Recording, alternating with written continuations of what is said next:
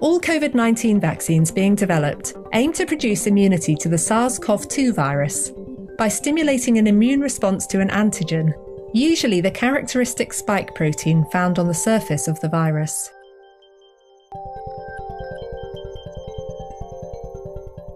Some traditional vaccines achieve this by modifying the virus to weaken or disable it, so that when introduced to the body, an immune response can be generated to the antigen, without the virus causing disease. When the immune system comes into contact with the weakened virus, its defences, such as antibodies and T cells, attack the virus or infected cells. In the process, specialised memory cells take note of the specific antigen and prime the immune system to produce cells and antibodies that will quickly target these proteins. So the next time that person is exposed to the same virus, the immune system is ready to fight it off.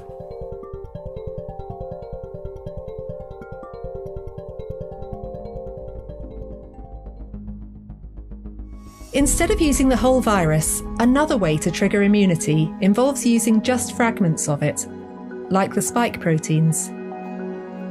These subunit vaccines have the advantage of being relatively easy and cheap to produce, and are incapable of causing disease because these fragments are not able to infect host cells.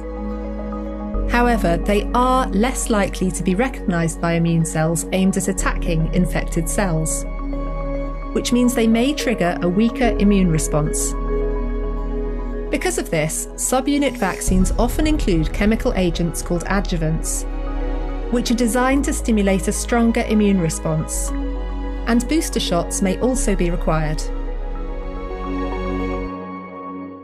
Not all vaccines are designed to introduce antigens to the body. Some work by using cells in a patient's body to produce the antigens themselves. Examples include viral vector vaccines and mRNA vaccines. In both cases, the goal is to get a short fragment of genetic code taken from the target pathogen, in this case the SARS-CoV-2 virus that causes COVID-19, into the patient's cells. By hijacking the cellular mechanisms, these kinds of vaccines mimic the way viruses normally reproduce during natural infection. But rather than creating copies of the virus, the cells only produce large amounts of antigen that then usually trigger a strong immune response. Viral vector vaccines achieve this by inserting the genetic code for the antigen into a harmless virus, which effectively acts like a delivery system to get the code into the cells without causing disease.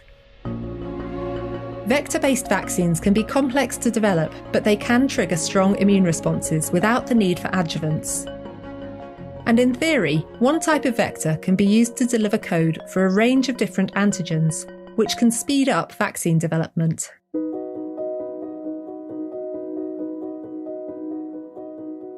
Nucleic acid vaccines, like mRNA and DNA vaccines, also involve inserting genetic code into cells to produce antigens. But instead of using viruses to deliver the code, these vaccines take a more direct approach that involves inserting the code directly into cells, either by attaching it to a molecule or by forcing it into cells using a gene gun. These vaccines can be quick and cheap to develop, but they are a relatively new technology. With hundreds of COVID-19 vaccines now in development, it's likely that a mixture of different approaches will be needed in order to stop the global spread of this coronavirus and end the pandemic.